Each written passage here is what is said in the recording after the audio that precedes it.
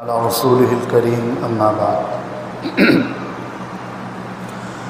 फ़अऊज़ु बिल्लाहि मिनश्शैतानिर रजीम बिस्मिल्लाहिर रहमानिर रहीम फ़स्अलू अहलज़ ज़िक्रि इन कुन्तुम ला तअलमून सदक़ल्लाहुल अज़ीम।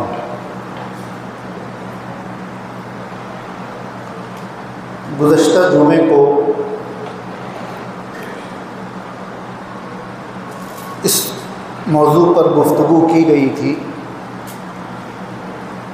कि तक़लीद किसे कहते हैं और तक़लीद क्यों की जाती है। इस मौजू पर बात करने की ज़रूरत इसलिए पेश आई कि बहुत सारे हमारे भाई ऐसे हैं जो बहुत ज़्यादा जिनको दीन का इल्म नहीं है और सोशल मीडिया के ज़रिए या यूट्यूब पे हर तरह के लोगों के बयानात सुनकर बहुत सारे क्वेश्चन उनके दिलों में पैदा होते हैं, बहुत सारे सवालात पैदा होते हैं। और एक तबका है जो नासमझी या नादानी की बुनियाद पर या कम इल्मी की बुनियाद पर बहुत सारी ऐसी बातें कहता और मानता है जिससे दुनिया का भी नुकसान है और आखिरत का भी नुकसान है। इसलिए ये ज़रूरत महसूस हुई कि कम अज़ कम किसी की मुखालिफत मकसूद नहीं है, लेकिन कुरान और हदीस की रोशनी में जो सही बात है उसे एक्सप्लेन कर दिया जाए, समझा दिया जाए। फिर समझना और मानना अल्लाह जिसको तौफीक दे वही समझेगा, जिसको तौफीक देंगे वही मानेगा। हम किसी पर ज़ोर ज़बरदस्ती तो कर नहीं सकते। तक़लीद के बारे में ये बात बतलाई गई थी कि असल तो है कुरान और हदीस, असल तो है अल्लाह और उसके रसूल की इताअत, और दीन इसी का नाम है। अल्लाह और उसके रसूल की इताअत की जाए, ये है दीन। लेकिन बहुत सारी चीज़ें और बहुत सारे मसाइल वो हैं कि डायरेक्ट कुरान और हदीस में उनकी वजाहत मौजूद नहीं है। ऐसे मौके पर क्या किया जाएगा? दीन तो मुकम्मल है, अब किसी नए नबी को नहीं आना, सहाबी का दरवाज़ा सहाबियत का बंद हो गया, न कुरान में कोई कमी बेशी होनी है न हदीस में कोई कमी बेशी होनी है। अब अगर कोई मसला हमारे सामने ऐसा आता है जिसका जवाब हमें कुरान में भी नहीं मिलता और हदीस में भी नहीं मिलता, अब ऐसे में क्या ये मान लिया जाए कि कुरान और हदीस में सारी बातें बयान नहीं की गई, या दीन में सारी बातें बयान नहीं की गई, दीन अधूरा है? नाउज़ुबिल्लाह, या तो ये कह दिया जाए। लेकिन अगर हम ये मानते हैं कि दीन अधूरा नहीं है, दीन मुकम्मल है, तो इसका मतलब ये हुआ कि जिस चीज़ के बारे में हम ये समझ रहे हैं कि कुरान और हदीस में इसका जवाब मौजूद नहीं, दरअसल हम नहीं ढूंढ पा रहे, हम इतनी सलाहियत नहीं रखते कि कुरान और हदीस से उसका जवाब निकालें, तो फिर हमें ऐसे लोगों की उस मसले में माननी है जो कुरान और हदीस से उसका जवाब निकाल सकते हैं। जो चीज़ें कुरान और हदीस में बिल्कुल क्लियर हैं उनमें न इज्तिहाद होगा न तक़लीद होगी, उसमें रिसर्च की कोई ज़रूरत ही नहीं है। लेकिन जो चीज़ें कुरान और हदीस में क्लियर नहीं हैं उनमें जिसको अल्लाह ने ये सलाहियत दी है कि वो कुरान और हदीस में रिसर्च करके जवाब निकाले, वो रिसर्च करेगा, वो मुज्तहिद कहलाएगा। और जिनके पास ये सलाहियत नहीं है कि वो रिसर्च कर सके, वो रिसर्च करने वाले की बात मानकर अमल करेंगे, वो मुक़ल्लिद कहलाएंगे। रिसर्च करने वाला मुज्तहिद और रिसर्च करने वाले की मानकर अमल करने वाला मुक़ल्लिद। बहुत से मसाइल ऐसे हैं जो डायरेक्ट कुरान और हदीस में ज़िक्र ही नहीं है, जिनका तज़किरा ही नहीं है। मिसाल के तौर पर कुरान की आयत है, या अय्युहल्लज़ीना आमनू इन्नमल खम्रु वल मैसिर वल अंसाब वल अज़लाम रिज्सुम मिन अमलि शैतान। ये आयत नाजिल हुई जब शराब को हराम किया गया कि सब नापाक चीज़ें हैं, इनसे दूर रहो। शराब के बारे में तो कुरान में मौजूद है, ये हराम है। उसके अलावा जो चीज़ें नशे की हैं उनका क्या हुक्म है? जैसे चरस है, गांजा है, भांग है, इसके बारे में क्या हुक्म है? ना कुरान में मिलेगा ना हदीस में मिलेगा। इसी तरह हदीस में इस बात का तज़किरा है कि अगर खाने में मक्खी गिर जाए तो क्या करना है, लेकिन मच्छर का तज़किरा नहीं है, ना कुरान में मिलेगा ना हदीस में मिलेगा। इसी तरह बहुत सारे मसाइल वो होंगे जो कुरान और हदीस में ज़िक्र हैं, लेकिन एक ही मसले पर दो दो अहकाम हैं। जैसे मैंने पिछले जुमा को मिसाल दी थी, एक रवायत में कहा जा रहा है कि इमाम की क़िरात तुम्हारे लिए काफ़ी है, तुम्हें अब कुछ पढ़ने की ज़रूरत नहीं, और एक रवायत में कहा जा रहा है कि बग़ैर सूरह फातिहा पढ़े नमाज नहीं होगी। अब क्या करेंगे यहाँ पर, ये माने या वो माने? इसी तरह बहुत सारे अहकामात वो हैं जो वाज़ेह नहीं है, जो बहुत शॉर्ट में बयान कर दिए गए। वज़ू के बारे में कहा जा रहा है, फ़ग़सिलू वुजूहकुम व अयदियकुम इलल मराफ़िक़ वम्सहू बिरुऊसिकुम व अर्जुलकुम इलल काबैन। 4 चीज़ें वज़ू के बारे में ज़िक्र की गई। चेहरा धोना, हाथ धोना कोहनियों तक, चौथाई सर का मसा करना और पैर धोना, ये 4 चीज़ें ज़िक्र की गई। क्या वज़ू इन सिर्फ 4 चीज़ों का नाम है? अब वज़ू की तफसीलात ये कुरान में मौजूद नहीं है। चेहरा किसे कहते हैं? भाई कह दिया गया चेहरा धो, चेहरा किसे कहते हैं? ये कौन इसको डिफाइन करेगा कि चेहरा कहाँ से कहाँ तक माना जाएगा? ये हिस्सा चेहरे में आएगा कि नहीं आएगा, ये हिस्सा चेहरे में आएगा कि नहीं आएगा, ठुड्डी चेहरे में आएगी कि नहीं आएगी, इसे कौन एक्सप्लेन करेगा? कुरान और हदीस में नहीं है ये। इसी तरह वो बहुत सारे मसाइल वो हैं जिसमें एक से ज़्यादा माने। जैसे मैंने मिसाल दी थी, मुतल्लका औरत की इद्दत के बारे में कुरान कह रहा है सलासता कुरू, 3 कुरू तक इसकी इद्दत है। अब कुरू के 2 माने हैं, कौन सा माना लिया जाएगा? कुरान का क्या मुराद है यहाँ पर? कुरान कौन से माने बयान करना चाहता है, ये कौन बतलाएगा? ये क्लियर नहीं है। इसी तरह बहुत सारे मसाइल, ये फ़र्ज़ है, ये वाजिब है, ये सुन्नत है, ये नफ़ल है, ये मुस्तहब है, ये मुअक्कदा है, ये गैर मुअक्कदा है, ये डायरेक्ट कुरान और हदीस में मौजूद नहीं है। वज़ू में कौन सी चीज़ें फ़र्ज़ हैं, कौन सी वाजिब है, कौन सी सुन्नत है, नमाज में कौन सी फ़र्ज़ है, कौन सी वाजिब है, कौन सी नफ़ल है, ये क्लियर नहीं है। तो अगर हम ये दावा करें या ये माने कि हम सिर्फ कुरान और हदीस की मानेंगे, तो फिर हमें यह भी मानना पड़ेगा कि शरीयत अधूरी है, मुकम्मल नहीं है। अब तकलीद कौन करेगा, इज्तिहाद कौन करेगा? एक अच्छी तरह से ये बात समझ लीजिए कि मुजतहिद जो रिसर्च करने वाला होगा ना, जिसको अल्लाह ताला ने इस लायक बनाया होगा कि वो रिसर्च कर सके, वो तकलीद नहीं करेगा। जैसे नबी पर कलमा पढ़ना अपना ये फ़र्ज़ नहीं है, उम्मती कलमा पढ़ेगा ना नबी का, ला इलाहा इल्लल्लाह ईसा रसूलुल्लाह, ये कौन पढ़ेगा? ये फ़र्ज़ किस पर है? गैर नबी पर, उम्मती पर। हज़रत ईसा के उम्मतियों पर यह फ़र्ज़ था कि वह हज़रत ईसा का कलमा पढ़ें, हज़रत ईसा पर फ़र्ज़ नहीं था।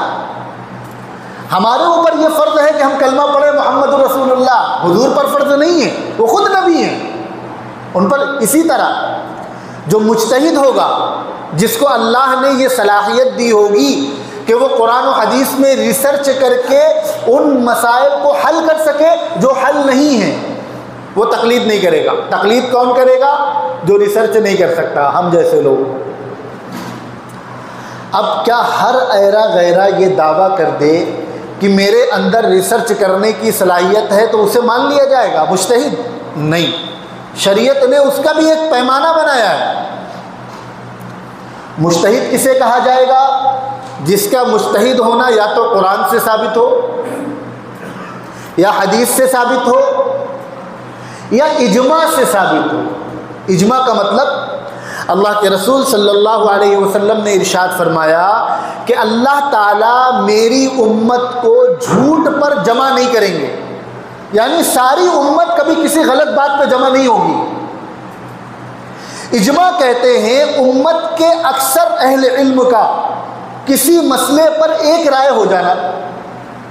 मिसाल के तौर पर अल्लाह के नबी सल्लल्लाहु अलैहि वसल्लम ने सिर्फ 3 दिन तरावी पढ़ाई, फिर उसके बाद फरमाया कि मुझे ये डर है कि तुम्हारे शौक़ को देखकर अल्लाह ताला तरावी को फ़र्ज ना कर दें, नहीं पढ़ाई।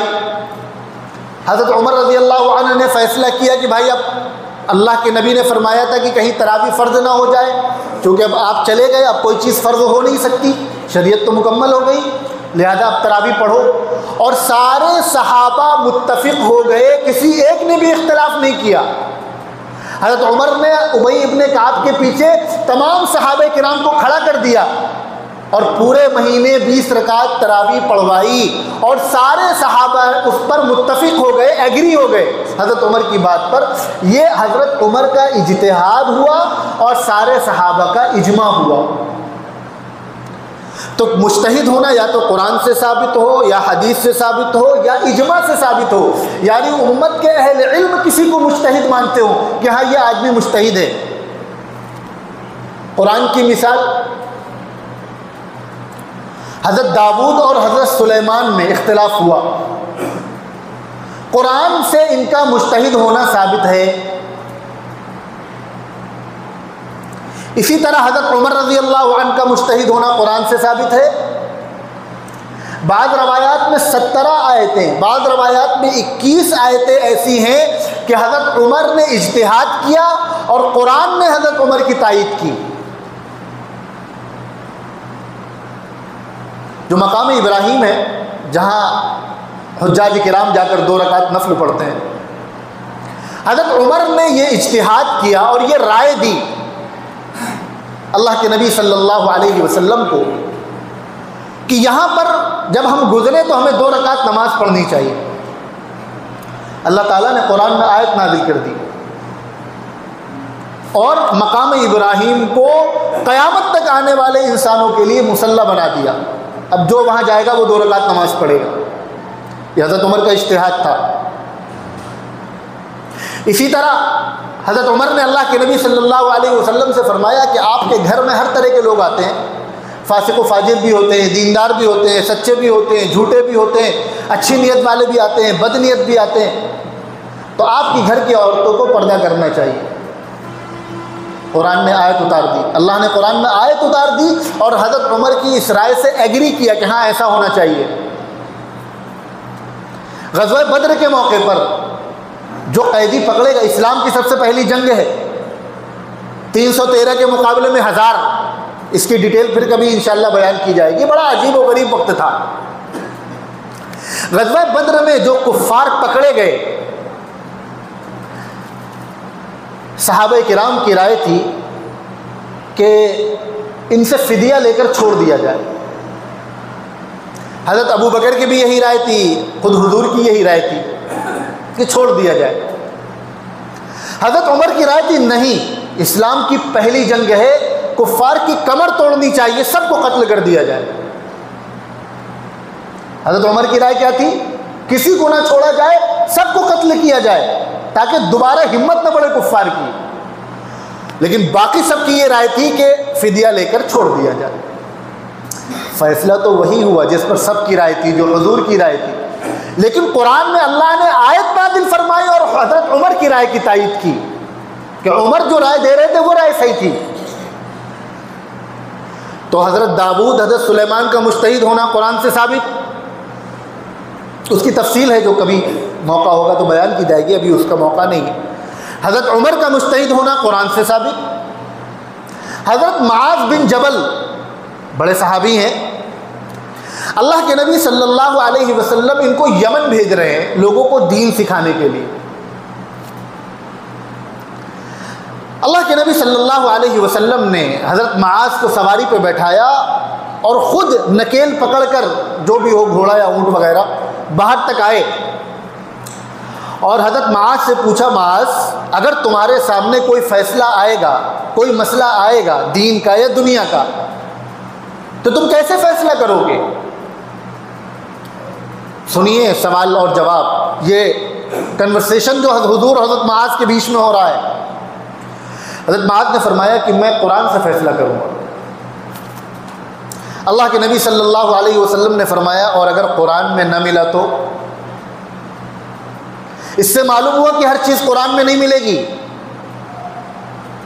हज़रत उमर ने फरमाया कि फिर मैं हदीस देखूँगा, आपका तरीक़ा देखूँगा, आपकी सुन्नत देखूँगा। जो लोग ये कहते हैं कि सिर्फ़ कुरान और हदीस, उनके लिए तो बात मुकम्मल हो जानी चाहिए थी। लेकिन सुनिए, आगे आका ने पूछा, अगर हदीस में मेरी सुन्नत में भी वो तरीक़ा न मिला तो क्या करोगे? इसका मतलब हर चीज़ हदीस में भी नहीं मिलेगी। हज़रत मुआज़ का जवाब सुनिए। हज़रत मुआज़ ने फरमाया, मैं इज्तिहाद करूँगा, अपने इल्म की रोशनी में डिसीज़न लूँगा। हुज़ूर सल्लल्लाहु अलैहि वसल्लम ने खुशी से हज़रत मुआज़ के सीने पर हाथ मारा और दुआ दी। ये फरमाया कि अल्लाह ताला ने मुआज़ को उस चीज़ की तौफीक दी जिससे उसका रसूल राज़ी हो जाए। यानी अप्रिशिएट किया हज़रत मुआज़ को कि तुम्हारे अंदर इतनी समझ मौजूद है कि कुरान और हदीस में अगर मसला न मिले तो क्या करना है? इज्तिहाद करना है। यानी हज़रत मुआज़ का मुज्तहिद होना कहाँ से साबित है? हदीस से साबित। ये तो हो गई कुरान और हदीस की मिसाल। ये जो अइम्मा अरबआ हैं, जिन चार का तज़किरा किया जाता है, जिनकी तक़लीद की जाती है, इनका मुज्तहिद होना इजमा से साबित है। उनके दौर के, उनके बाद के दौर के और अब तक के पूरी दुनिया के अहले इल्म का, उलमा का, फुक़हा का ये इजमा है, इत्तिफाक है कि ये हज़रात मुज्तहिद थे। ये इस लायक थे कि ये कुरान और हदीस में रिसर्च करते और उम्मत के सामने उन मसाइल का हल पेश करते जो कुरान और हदीस में क्लियर नहीं है। तो क्या चीज़ें हमें मालूम हुई? एक चीज़ तो ये मालूम हुई कि तक़लीद और इज्तिहाद हर मसले में नहीं होता, उन मसाइल में होता है जिनका जवाब कुरान और हदीस में क्लियर नहीं है। दूसरा, तक़लीद इज्तिहाद रिसर्च कौन करेगा? जो रिसर्च करने का अहल होगा, जो इस लायक होगा, वो तक़लीद नहीं करेगा। तक़लीद आम आदमी करेगा जो रिसर्च भी नहीं कर सकता और उसे दीन पर अमल भी करना है, तो वो क्या करेगा? वो रिसर्च करने वाले जो इस लायक हैं, उलमा, फुक़हा, उनकी मानकर अमल करेगा। ये इसे बहुत आसानी से आप समझ लें, ये है तक़लीद। अब एक मसला ये आता है, एक सवाल ये पैदा होता है कि चलिए हमने मान लिया कि हर चीज़ कुरान और हदीस में मौजूद नहीं होगी, लेकिन उम्मती की मानना, उम्मती भी तो इंसान है, उससे भी गलती हो सकती है, उसके मानने का हुक्म कुरान और हदीस में कहाँ है? चलो, हज़रत सुलेमान और दाऊद का मुज्तहिद होना कुरान से साबित हो गया, हज़रत उमर का मुज्तहिद होना कुरान से साबित हो गया, हज़रत मुआज़ का मुज्तहिद होना हदीस से साबित हो गया, सहाबा किराम सब के सब जन्नती, उनकी मानना ये कुरान और हदीस से साबित हो गया। लेकिन उनके अलावा की मानना कुरान और हदीस से कहाँ साबित है? अल्लाह ताला कुरान में फरमा रहा है, या अय्युहल्लज़ीना आमनू अतीउल्लाह व अतीउर रसूल व उलिल अम्रि मिनकुम, ऐ ईमान वालो, अल्लाह की इताअत करो, रसूलुल्लाह की इताअत करो और उलुल अम्र की इताअत करो।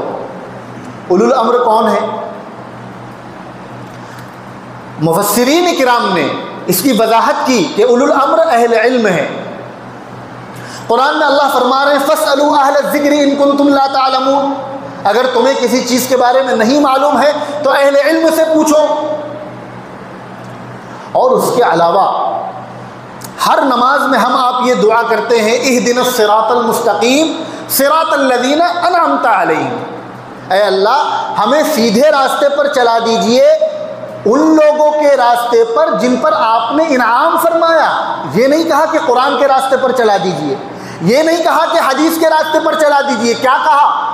उन लोगों के रास्ते पर जिन पर आपने इनाम फरमाया। हर नमाज में हम ये दुआ मांगते हैं, इसका मतलब वो कुछ लोग होंगे।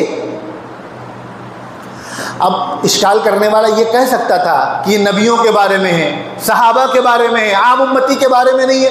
तो इसका जवाब भी अल्लाह ने कुरान में दिया है, 5वें पारे में है, वमन युतिइल्लाह वर रसूल फउलाइका मअल्लज़ीना अनअमल्लाहु अलैहिम मिनन नबिय्यीन वस्सिद्दीक़ीन वश्शुहदा वस्सालिहीन। वो लोग जिन पर अल्लाह ने इनाम फरमाया, जिनके रास्ते पर चलने की हर नमाज में दुआ करवाई जा रही है, वो कौन लोग हैं? नबी हैं, सिद्दीकीन हैं, शुहदा हैं और अल्लाह के नेक बंदे हैं। ये दुआ कौन मांगने को कह रहा है? अल्लाह कह रहे हैं। फिर ये दावा करना कि सिर्फ कुरान और हदीस की मानेंगे, ये तो कुरान की खिलाफ वर्जी है, ये तो हदीस की खिलाफ वर्जी है। तो लिहाजा कुरान और हदीस के अलावा दीगर चीज़ों का इनकार कर देना, या तो आदमी ये मान ले कि शरीयत अधूरी है, मुकम्मल नहीं है, या तो ये मान लें, या फिर हर आदमी ये सोचे कि हम खुद कुरान और हदीस में रिसर्च करेंगे। जब हर आदमी कुरान और हदीस में रिसर्च करेगा तो क्या होगा? मैंने पिछले जुमा को बतलाया था कि अगर मोची जो चप्पल टाकने का काम करता है, अगर उससे कहा जाए कि सर्जरी करो, अगर टेलर जो कपड़े सिलने का काम करता है, अगर उससे कहा जाए कि जाकर स्किन पे, खाल पे टाके लगाओ, तो क्या हशर करेगा? जो हशर वो इंसान मरीज के साथ करेगा, वही हशर हर आदमी शरीयत के साथ करेगा। अगर हर आदमी को लगा दिया जाए कि तुम रिसर्च करो। अब कुछ सवालात ये पैदा होते हैं कि ठीक है, मान लिया, सारी चीज़ें मान ली, लेकिन फिर इन सिर्फ 4 का तस्करा क्यों किया जाता है? क्या रिसर्च करने वाले सिर्फ 4 ही पैदा हुए? भाई क्वेश्चन है ना कि आप सिर्फ 4 का तस्करा करते हो। इमाम अबू हनीफा, इमाम मालिक, इमाम शाफी, इमाम अहमद बिन हम्बल, उस ज़माने में तो सैकड़ों हज़ारों मुज्तहिद थे, उनका तस्करा क्यों नहीं करते? तो ये बात समझ लीजिए, उन तमाम मुज्तहिद का हम एहतराम करते हैं, तमाम मुज्तहिदीन को मानते हैं, लेकिन उनकी फ़िक़ा वो मौजूद नहीं है।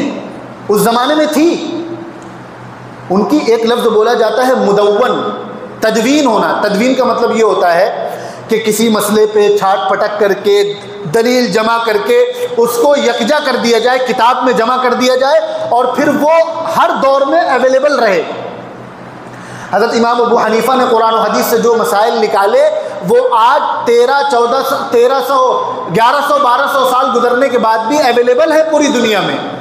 हज़रत इमाम शाफ़ी ने कुरान और हदीस से जो मसाइल निकाले वो अवेलेबल हैं। हज़रत इमाम मालिक ने जो निकाले वो अवेलेबल हैं। हज़रत इमाम अहमद बिन हम्बल ने जो मसाइल निकाले वो आज भी अवेलेबल हैं। उस ज़माने में बहुत सारे फ़ुक़हा और बहुत सारे मुज्तहिदीन हुए, लेकिन उनकी फ़िक़ा, उनके निकाले हुए मसाइल आज दुनिया में मौजूद नहीं हैं। तो जाहिर है उन्हीं के बारे में तो कहा जाएगा जिनकी फ़िक़ा मौजूद है। आज भी समझ लीजिए, आज भी पूरी दुनिया के अहले इल्म अगर किसी के बारे में ये इत्तिफाक कर ले कि ये मुज्तहिद है, तो वो इज्तिहाद भी कर सकता है और उसकी तकलीद भी की जा सकती है। तो इन चारों का तज़किरा सिर्फ क्यों होता है? क्योंकि बाकी फ़ुक़हा की रिसर्च मौजूद नहीं है। अब एक सवाल ये पैदा होता है कि हक़ तो एक ही होता है, चारों में इख्तिलाफ है, और आप कहते हो चारों हक़ हैं, तो चारों हक़ कैसे हैं? तो इसका जवाब यह है कि ज़रूरी नहीं है कि हक़ एक ही हो, हक़ एक से ज़्यादा भी हो सकता है। मिसाल से समझिए, हज़रत दाऊद और हज़रत सुलेमान में इख्तिलाफ हुआ। कुरान ने कहा कि हज़रत सुलेमान का फ़ैसला दुरुस्त था, दुनिया में किसी के अंदर जुर्रत है कि वो हज़रत दाऊद को गलत कह दे? है किसी के अंदर जुर्रत? जो लोग ये कहते हैं कि हक सिर्फ एक हो सकता है, वो कहे ना कि हज़रत सुलेमान सही, हज़रत दाऊद गलत। खुदा ना खास्ता किसी ने कह दिया तो ईमान चला जाएगा। दोनों सही हैं, दोनों अल्लाह के नबी हैं। चलिए वो तो नबी हो गए। अल्लाह के नबी सल्लल्लाहु अलैहि वसल्लम ने एक मौके पर सहाबा किराम को हुक्म दिया कि असर की नमाज फला बस्ती में जाकर पढ़ना। समझिएगा, क्या कहा? असर की नमाज फला बस्ती में जाकर पढ़ना। अभी बस्ती में नहीं पहुंचे थे, रास्ते में ही असर का वक्त हो गया, और यह हुआ कि अगर बस्ती में जाने का इंतजार करेंगे तो वक्त निकल जाएगा। अब सहाबा किराम की दो राय हो गई। बाद सहाबा ने कहा कि हुजूर ने कहा था कि असर वहीं जाकर पढ़ना, तो चाहे वक्त ख़त्म हो जाए हमें असर वहीं पढ़नी है जाकर, क्योंकि हुजूर के हुक्म की तामील करना ही तो शरीयत है। शरीयत क्या है? हुजूर का हुक्म मानना।